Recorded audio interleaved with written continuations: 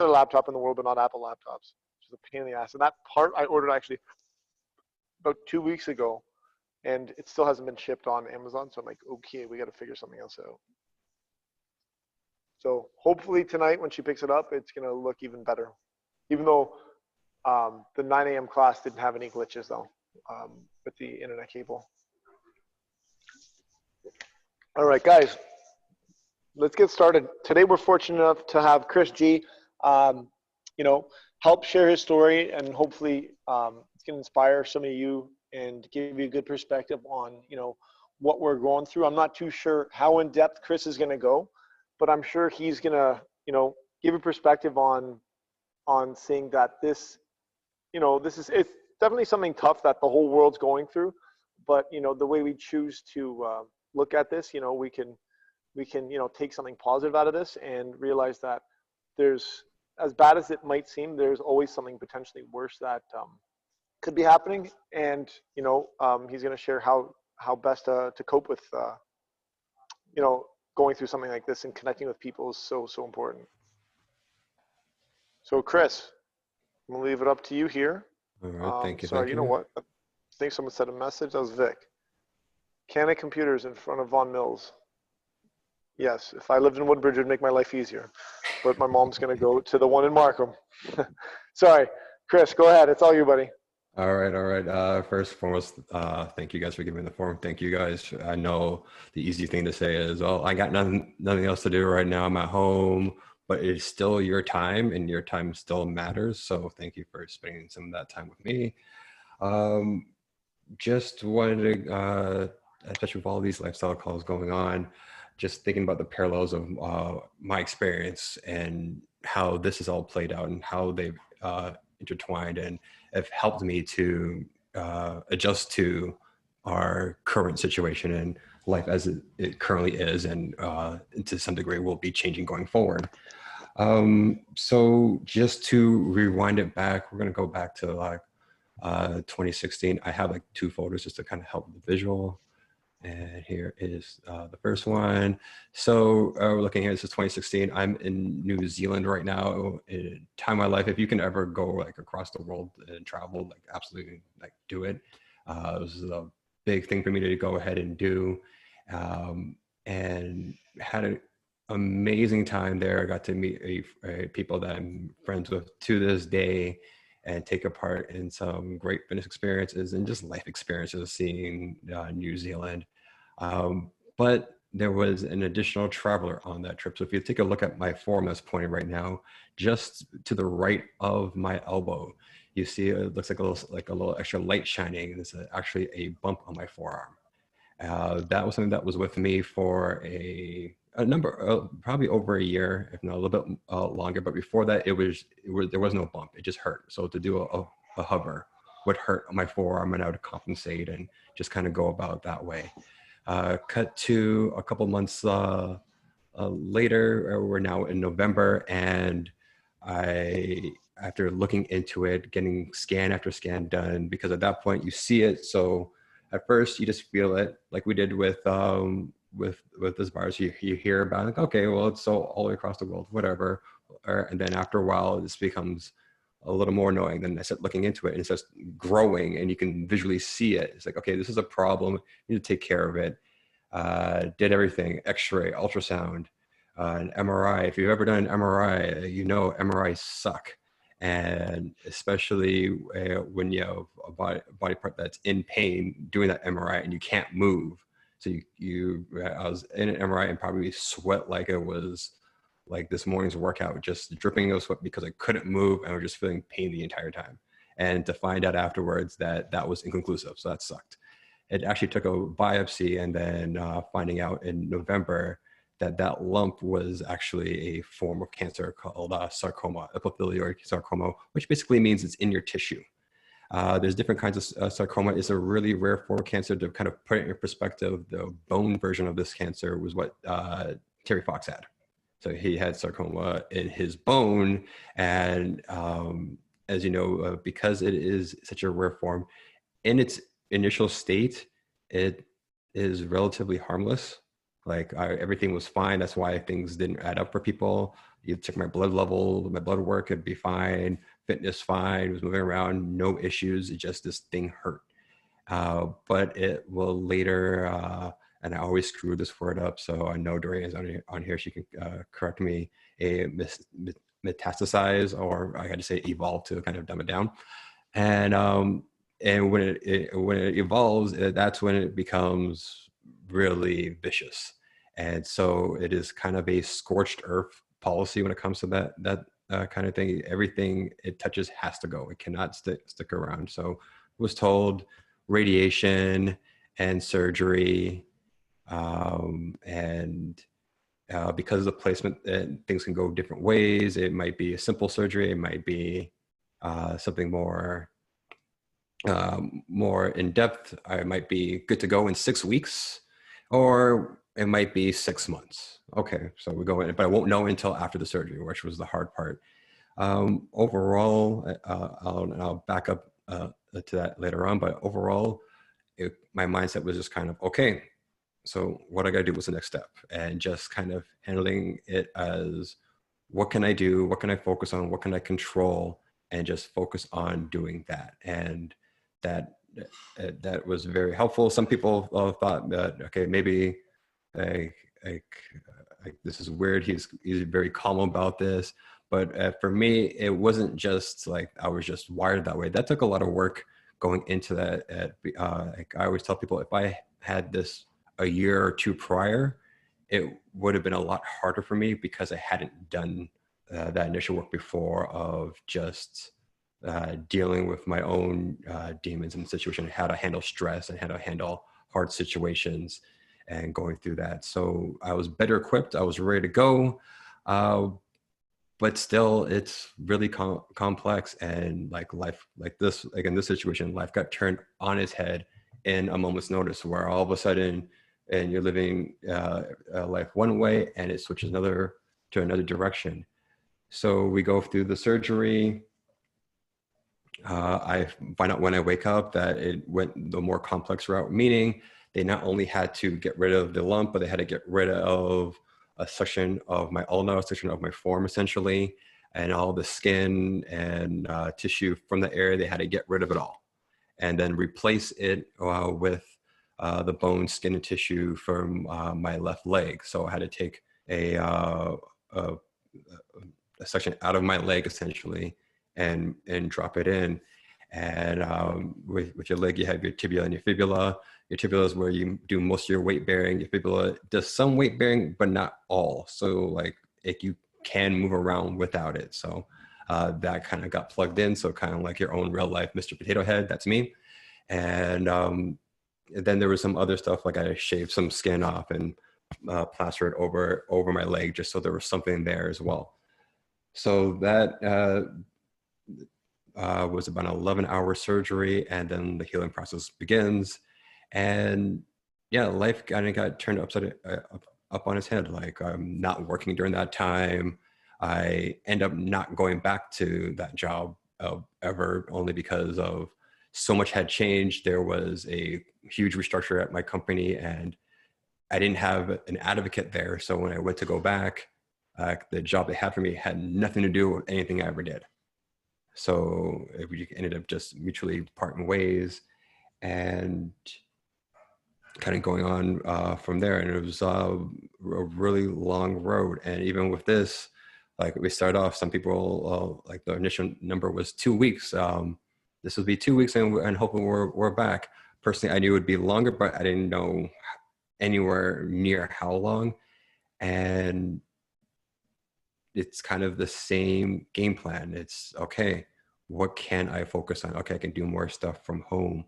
I am getting on board and again jumping in on these workouts, and I, just as a fitness professional, I gotta say what has been going on here at Cristini Athletics has been huge, especially just because of the speed you guys were able to jump on and evolve and adapt and change things, because that's going to be the biggest key for all of us, is just how we adapt. How do we adapt in the short term? How are we going to adapt in the longer term? Yesterday's call was great in terms of focusing on all the benefits we have gained from having this extra time or extra ability, extra freedom to do more stuff at home with your family and learn new skills maybe. But for me, one of the big things with my setback was that, actually, I'm going to switch gears here.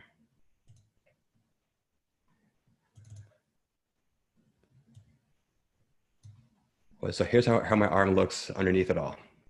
This was, oh, the dates are up top, April 2018. So this is now a year after my surgery. So if you notice up top how nice and smooth it is by those 3 or 4 screws, but if you look down to where the other 3 screws are, there's a little bit of a gap. And that gap was a problem. And it meant that my arm wasn't healing. So even though I was trying to do workouts at the gym, I couldn't do a lot of stuff. I couldn't weight bear like any heavy weight on it because it hadn't healed, and I didn't want to disrupt that or risk that. Because it now had been a year, I had to go in for another surgery. And in that second surgery, I had to shave off some bone from my hip and then kind of plaster it on over top of that spot, and hopefully that would heal. And that second surgery was a lot less intensive. My arm, it was feeling decent after a couple of days. That's when everyone was at regionals. The hardest part was just getting up. And I didn't know that till maybe 20 minutes before surgery. I said, yeah, I'm gonna have to go through all this again with my arm. They're like, oh yeah, no, your arm's gonna be fine. It's your hip that's gonna hurt a lot more. And yeah, it did. To get up, basically it was like trying to lift your biggest PR every single time. You have to hype yourself up, of just really pump yourself up, and then just lunge your body up and get moving. And once you got up, you just decided, I'm not laying that down again until it's bedtime, because otherwise I'm not doing this again. So all in all, it took about 2 years before I was clear to lift weights at the gym, to fully weight bear, to get back to my passions of teaching anything that I wanted. Before that, I could still teach cycling because obviously you're on a bike and I have to weight bear my arm, and kind of had to reset on life, because now it had been 2 years. In terms of teaching, I didn't have my classes anymore. In terms of my job, I didn't have that anymore. And then from there, also moving and having to adapt. And now to rewind it all the way back, the biggest key wasn't just having this mindset of focusing on what you can control. That is huge, that is key. But the bigger key for me was knowing and doing this one thing, that is just reaching out and asking for help. And the biggest thing that knocked me on my ass when it came to this was when I was told of my diagnosis. I was at the hospital, and here's my ignorance with it all, or just still thinking positive or just being dumb. I'm in Princess Margaret Hospital, not thinking that this is going to be a huge deal. Not thinking that, oh, this is going to be like life-changing. Maybe I'm going to have a surgery probably and just get this thing taken out, and let's just go. So finding that out, and I went to this appointment by myself. So finding that out and kind of getting that shock to the system, and then going back out, and then then kind of realizing I don't know what to do right now. And you're looking around, and people that are with them and everything. And I had to take a moment when the nurse came in to kind of follow up on what things were going to be like. And I said, I can't do this out here in front of everybody. Can we go to a room? And then, just not knowing what to do, I reached out to a friend who had been through something not super similar, but similar enough in terms of she had stomach cancer, and she survived that. And just called her. She was at work. She thankfully answered, and just really helped me in terms of resetting and knowing that it's not going to be one of those, make sure you value life and the time you have and everything like that, because I had already learned that. It was, you spend so much time going out and helping other people, you need to start reaching out and asking for help. And that came to everything from having people really close to me come with me to my appointments, um, uh, reaching out and just talking to people about it, um, giving them the details of what's going on. And sometimes they'll like just offer anything. They're like, or they're just like, hey, you want to go for a tea and just catch up or something, because everything else was kind of set in place. There's nothing I could do about what's going on other than go through the steps. I had a great team in terms of the doctors I was working with, going to work, leaving work midday to drive down to Toronto, get radiation and go back to work, teach classes about how to teach or anything like that. And you kind of just get into just going through it, because that's how it is for everybody. We just go through stuff. And the power of just being able to reach out and have that outlet was the biggest difference maker. And that's the biggest thing I want as the takeaway from this, is the ability to reach out with stuff. When this first happened, like being in like isolation and not going out, like for me, that's been relatively easy. It is something, the human interaction, like the gym, like seeing my friends at 6 in the morning, or being able to just interact like physically with my friends, or like all meet up. That's the part that it hit me the hardest. But that's where, again, we kind of got hit back by reaching out in different ways, whether it is calling people, messaging people you don't normally message because you normally just see them. And you take that for granted and just say, hey, how are you doing? Or just let them know that I'm not doing the greatest right now. It is very hard to do that, especially for dudes, because like you always get worried that you're going to reach out and like I hit one of your boys like, yeah, yo, I'm having a rough day. And I'm like, yo, get the hell out of here. I don't want to hear this. Like, no, like reach out, because you'll be surprised to hear that other people are feeling the same. And there's going to be times where like you reach out and maybe that person might have their own stuff and they might not be able to respond the way you want, you're hoping they will respond. That's okay too. There's nothing wrong with that. And I keep looking down here because I actually have notes so I don't like go overboard on time.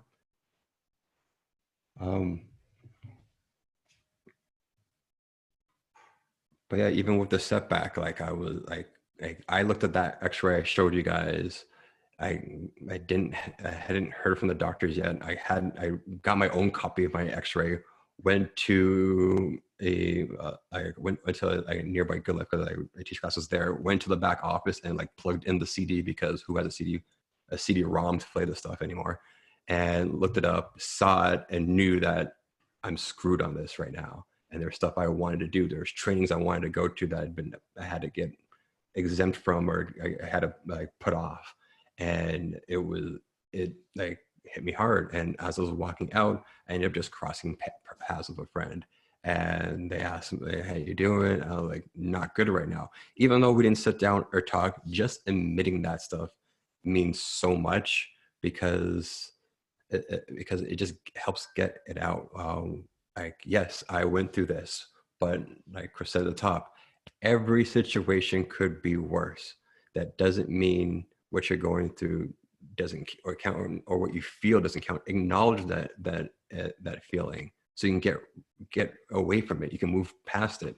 If you don't acknowledge it, then it just sits there, and you just sit in it, and it just sucks and weighs you down and pulls you down. And all of a sudden now it's 3 days later and you're still sitting in it. And that's 3 days later that have gone by, and then you're beating yourself up for that.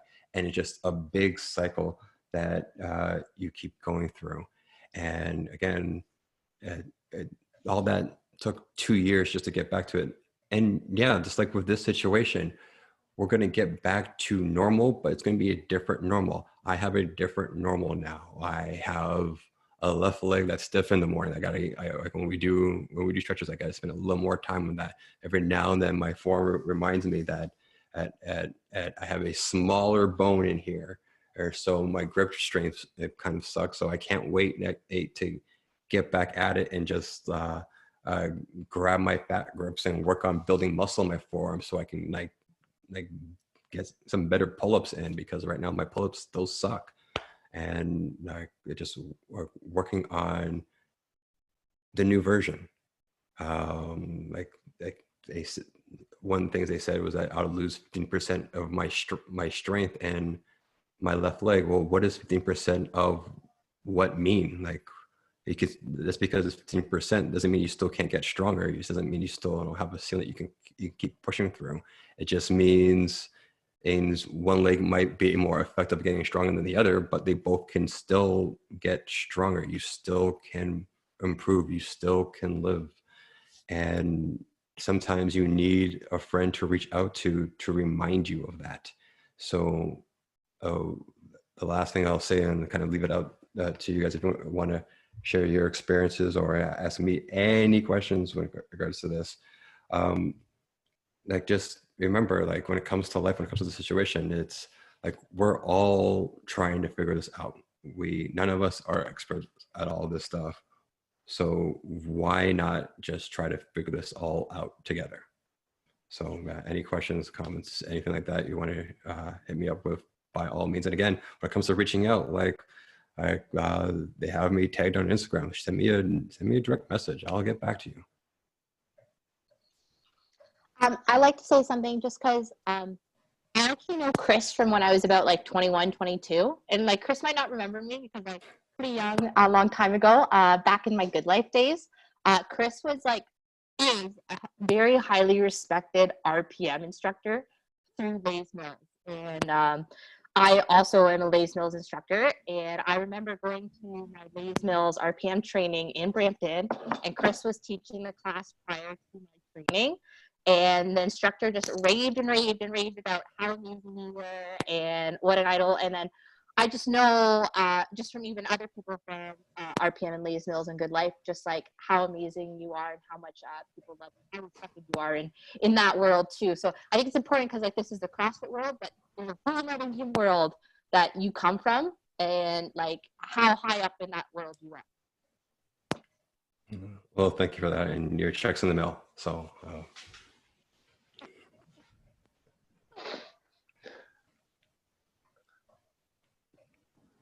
Anybody else? And again, if out in open forum is not the spot for you, don't worry about that. Like, again, shoot me a message to there's people on here you can message. They are fantastic and available for you as well. So what like, since you've gone through something so traumatic, because again, I remember like the first time I saw you post surgery, you were at the gym, and I don't know if it was your first time where you're like, hey, there was during the open, you're like, hey, if you needed me to judge anybody, I'll judge you. I'll judge whoever. I think that might have been the first time when I saw you rolling in the wheelchair. I was like, holy shit. Like, I didn't even recognize you when I first saw you. Like, I had to go to the room. I'm like, oh my God, I'm getting emotional. And I didn't want to show you that. And I couldn't believe going, like, how fast you changed. You know what I mean? And obviously you don't want to say that to you, be like, Chris, oh my God, you look like shit. You know what I mean? That's gonna be the last thing you're gonna want to hear. That's exactly how it was. It was really, really overwhelming. I remember the first time I saw you, I was like, okay, like, I don't want to be around you too much, because I knew it was not awkward, because I'm like, I don't want you to see that. I'm like, you're making me emotional because it's probably make you feel worse, right? And I remember that that was a big eye opener. But going through something that traumatic, what are the positive things that you've learned through something like this? Because again, only a handful of people can experience something like this and be able to tell a story and gain a different perspective or learn a lot through something like this. Because again, I haven't experienced that, so I'm not even on that planet or can't offer anything like that. But I'm just curious to hear certain perspectives or things that you can tell us to be aware of, or how you think or feel. The biggest thing, especially what I've been talking about in terms of reaching out, is just especially this group of people. Like I've crossed paths with you guys in the past, and just being part of this community. Everyone is down to help other people. So you've already laid the seeds to get help from people, and so the biggest thing I learned was how ready people were to help me, how ready people were to jump in and either take care of stuff if I couldn't be around. Like I thought I was going to be out of the hospital in 48 hours. I was in the hospital for 10 days, combined with two. It was actually two hospitals. So I was in for about 13, 14 days. And when I went to that rehab hospital, my attitude sucked. I was pissed off. Because it wasn't the hospital I was supposed to be transferred, and it was just a mess. It was a gong show. It was actually Joseph who helped to kind of get me just to commit to staying for like 3 or 4 days to like it's free rehab. Go at it, and then again changing that mindset. Okay, yeah, this part sucks, but I get this opportunity. I remember the first day they said, oh yeah, we have pizza nights on Tuesdays. And everybody gets to interact and get to know each other. And I literally said, I'm not here to make friends. I'm just here to get better and get out. And and that nurse was like, oh, okay. And then kind of left. But even then, like people then come up and start asking, because they're like, oh, there's all these rumors going around about who you are. Are you like that you were like in the armed forces and this happened to me? I was like, no, actually I opted in to do this because I wanted to live, but it wasn't I didn't save anybody else's lives doing this. So let's get that. But yeah, the biggest thing I learned was just how ready people are to help, much like we are usually ready to help our people. So do you find that like it was your ego that kind of got in the way at that didn't allow people to help you, or weren't as like it kind of slowed things down until you kind of came to terms with like, okay, I'm just, I'm in it and I'm dealing with it and I need as many people as I can to help me at this time? Or Yeah, like, in general, did you need someone to take a real step forward? Yeah, in general, it was still hard to ask for specific things. And that was like, because again, ego, you like, no, I can do this myself. And you go ahead and do whatever. And then even at work, it was like because you don't necessarily have that connection at work, then all right, just to ask, hey, is it okay if I modify my hours to where I have to leave for this 2-hour block to go downtown, do this thing, and come back? That was a big thing there. Or there was a project at work where they wanted to do they wanted to audit all the inventory, and just like not anything to do with my job, but they just chose like a bunch of people to go ahead and do that. And for me, it was like, all right, I can do this stuff, but can I not be up on the crane as we do this, because I'm coming back from just getting shot up with radiation, and yeah, I just don't want to get dizzy because no one's catching me. I'm way too heavy. So like, let's not do that. And kind of going through there, and it still was like, you almost feel like shame for asking for help. And you start to get through that shame. I usually just ask, and what? Like, I feel embarrassed. And what? And I don't know how they're going to feel this. And what? And after you keep asking yourself and what over and over again, you start to feel almost silly that you're feeling this way, and be like, yeah, know what? Let me just try it and see what happens. Let me get out of my own way here and ask, hey, I have this thing that has to get picked up across town, but I can't make it there. Can you do that for me? When do we ever ask for that kind of help? We don't. I see someone else asked the question here. Treatment rehab other than gym. Well, thank you, Dory. I guess this also helps with my perspective that I go in I set it up every 3 months to get my lungs checked. Just because the surgery was successful doesn't mean it can never come back. There's actually a higher risk of it coming back, especially early on. So that's why it's every 3 months at first. I would go in, have my chest scanned. If there's anything abnormal, then they have to react. But the good news is that you get to catch whatever quickly. From there, you graduate after 2 years. You then go to every 6 months. So I'm in that 6 months phase now, to where it's where you're kind of out of that crazy crunch. Now it's they give a little more space. So every 6 months, there's still that thing where you go in, and it's not until I'm at the appointment where it's like, all right, we're here. I've done the X-ray.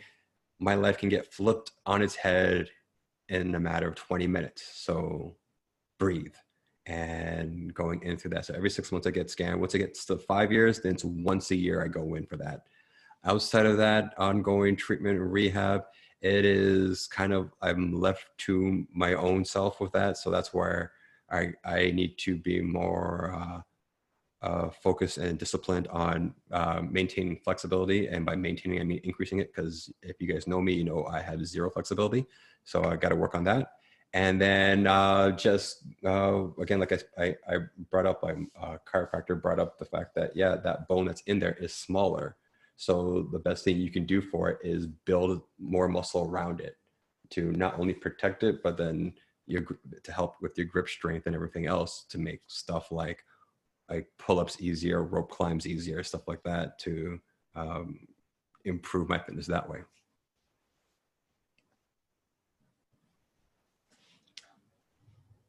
How long did it take for you to be open enough to talk about your story? Were you always comfortable, or it took you some time to open up to people? It took a long time. So like the first hindrance with me telling people was that my mom, and she's there right now actually, and she was in Jamaica. So to tell her this thing, exactly what was going on with me, she would like lose it. And now I'm worried about her, like 1,700 miles away, and I can't do anything for her. So I can't tell her. So then, to be fair, I couldn't tell that whole side of my family. They were kind of kept in the dark. And I didn't want to announce it to the world either. And then stuff gets around. So especially when you're working at the gym, you might not want to get into it with people, because some people, especially with something like this, will look at you differently. And I didn't want that. I didn't want pity or anything like that. I just wanted to get done what I needed to get done. I didn't want to get hung up on it too much. So I pick and chose and it was a small circle at first. The first group of people I told was literally the 6 a.m. crew 2 days before my surgery. It was like week 2 of the open or week 1 of the open. And I pulled everybody aside and told them, and they're like, all right, now let's go do our open workout, guys. All right. And 48 hours later, I was in surgery. And from there, like, there was people wondering what was going on. There was rumors flying around at Good Life. And for me, it's like, I couldn't waste time sweating all that stuff of who knew or seeking people out and dispelling rumors. Like, whatever, they want to think stuff. Eventually I'll come out with this. And then finally, once we got good news that I was in remission and everything was good, that's when I wrote a story about it and posted it on Facebook for anyone there to go through and read. So that, because again, I basically went ghost mode for a good, I would say 3 to 6 months. And yeah, there's some people there who took offense to that. There's some people there who didn't like that, and that was unfortunate. And there's a lot of people who respected that, and people who didn't know, who were outside of that, but then jumped in immediately once they found out, just to like just be there in any way they could. Like, again, all those friendships end up growing, and those are people that you really hold dear to you, and yeah, it kind of expand your circle that way. But in terms of just talking about it in an open forum, this is the first time I've done it.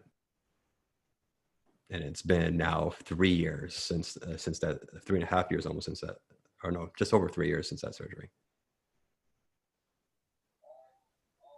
I remember when you were a member of the month, and I think Maria was the one videotaping you and asking you certain questions.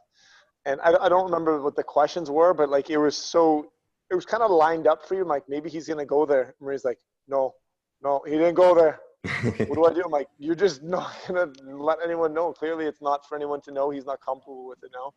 Because again, we, you know, for you, I'm sure at the time you looked at it as like, I don't want people to look at me differently. But I'm sure as time goes on, you can use that same experience and be like, I want people to be motivated by this and learn from it, and you know, give them a different perspective. Like, and it's crazy that it happens through difficult situations. But you know, when you think people are going to look down on you, not down on you, but they're going to look at you different or feel sorry for you, it's actually going to be the exact opposite, where they're going to have more respect for you, and you're going to inspire and motivate them to be better human beings or better versions of themselves. So Yeah, no, and like part of me wanted to go there during that interview, but it was like, can you imagine? And again, remember, I have a Jamaican mom. Can you imagine her finding out about her son via YouTube? I would get smacked across through the phone. I was like, I could not awesome. let that happen. So that that was one of the reasons why I was like, I want to, but I'm not trying to get grounded. I'm a grown man, and I will get grounded. That's But awesome. yeah, like even like how people would take it, I wasn't sure. And like even Alita, who is not in here right now, but me and her became friends because at that point it was more out in the open there, and she heard my story. And I was there one day randomly, just in the front lobby in Woodbridge, and she came up to me and talked to me and said how much hearing about that had helped her to keep going, keep fighting, keep pushing, because sometimes it is hard, and sometimes you feel like you're just on your own, and it's like, yeah, no one understands this and it sucks. And it's like, well, actually there are people who understand it, and yeah, it still does suck, but doesn't mean you just stop either. You don't just lay into how much it sucks. You acknowledge it and then go through it. Just got to go through it. And there was a number of other people that reached out to me too, and that was the biggest thing, was that I didn't expect that. I knew it's possible, but I never expected anybody to take that story and it helped them. And whenever it did that, like, those were like the most meaningful moments to like going out and writing that post about it became so much more worth it. Just when I heard it helped one person, it was like there was no better give back to me for that, because I just shared it just to kind of acknowledge what I went through, not, hey everybody, you know, I did this so you can too. It was just, no, here it is. And don't think I'm saying this as like I'm strong and you're not. It was, I got lucky. I was able to I caught it when I did, because again, everything was fine. If it wasn't for the thing growing out of my arm like aliens or something, like who knows. So like that's where I got lucky and caught it in time. But some people just aren't, that weren't given that luck or given that shot, and that's why we gotta make the most of what we do have and what we can do, because you never know when it's this, that's it.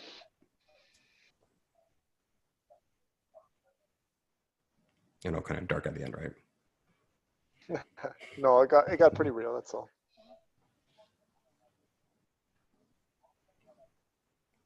Any other Any questions pop questions, up? anybody?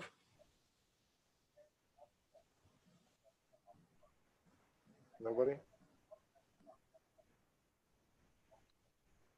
So I guess your mentality going through COVID right now, or you know, this isolation period is pretty like this is like not a big deal at all for you. Like this is from your Yeah, breeze. yeah. Like there's like the hard part for, and most people are the hard two parts really are for most people are what they're going to do financially, which again, you guys having people to talk about that stuff even like helps me decide, yeah, no, wait, I don't want to go through deferrals necessarily, because yeah, it's going to hurt me in the long run, so I don't want to do that. And for some people it will be the isolation but lack thereof like, especially if you've got kids and you're trying to work from home and you're trying to do an online workout like Maria was trying to do and the kids are crawling over you, like that's it's going to be harder to find those little moments for yourself. And that's where, again, I talk about reaching out, because sometimes at some point you got to refill your own cup. You got to re-energize yourself so that you can go and do that for everybody, even if it's just your family or your partner or whoever's with you. But outside of that, yeah, everything else is, yeah, I'm isolated at home, but I can get up and walk around. I can go outside for a walk. It's not like before where I'm like just locked in a bed, like, so like to that degree. Yeah, I'm thankful for that. And you walk and you cross paths with people, and they're so much nicer now. They say hi to you and they don't know you. And it's like, oh, now I'm not the only one saying hi and is looking awkward and they don't wave back. I'm like, oh, okay, this is cool now. Absolutely. Yeah, no, I know it's the same thing now. People, like where I live right now, there'll be people walking, but no one even looks at you, right? And now all of a sudden, people, all ages, races, and everything, everyone goes out of their way. Like obviously, everyone has their distance, but now I guess we have a different appreciation for human contact, and people are like acknowledging you. Where before it would be like we're just all strangers. So it's pretty cool. Yeah, sometimes I wonder if that's what like dogs have been doing this whole time when they would cross other dogs' paths. Like, oh, it's another dog. Oh, hey. Or for us, it's like, oh, it's another human. Yo, human. Me, I'm human too. You're human. That's great. Like, oh, it's another dog. Let me sniff its ass. Like, so close. Too close. And they don't have COVID. Go figure. Yeah. I think someone wrote something, and I'm just trying to look for it. I can't see it though on my phone. No. Yeah, there it is. See it? Appreciate that, Arsenio. Yep. Oh, okay, cool. Any other questions, anybody? No? Okay, well, we're 45 minutes into it, guys. Honestly, Chris, like I really appreciate you, giving up your time and telling this story.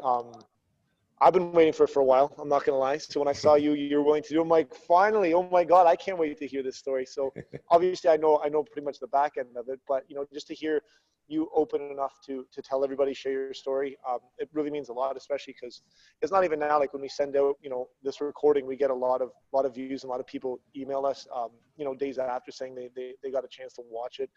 And they've been getting a lot out of the talk, but I think something like a personal experience in a story like this is probably the most significant, lifestyle call, or, self-development call, or whatever you want to call this, that we've had so far. And, I really appreciate it. I'm sure everyone else does. And it's going to definitely give us a different perspective and have appreciation for, us being stuck inside is shitty, but the fact that we can still talk to the people from our gym and our community and not kind of lose touch, it's making everything so much easier, and we appreciate what we're able to do, considering. Yeah, and again, thank you to everybody for taking the time out to just be here and listen. Again, your time is still your time. It's still valuable. It still counts. And yeah, like again, to you guys, is what you've been doing is nothing short of amazing. You need to keep remembering that. It is so important what you guys have been doing, whether it is these lifestyle calls, the workouts. One of the best moments early on was like that first Saturday morning workout, and then I see Marissa and Brian pop on my screen, like, oh, and you realize, oh shoot, I like really miss these guys. And even if it's Anna showing pictures of you guys when you were younger, like those moments like all count. They all like mean a lot. So thank you guys for everything you guys do. Thank you to the community for coming together and taking part. Really appreciate it. Awesome. Thanks a lot.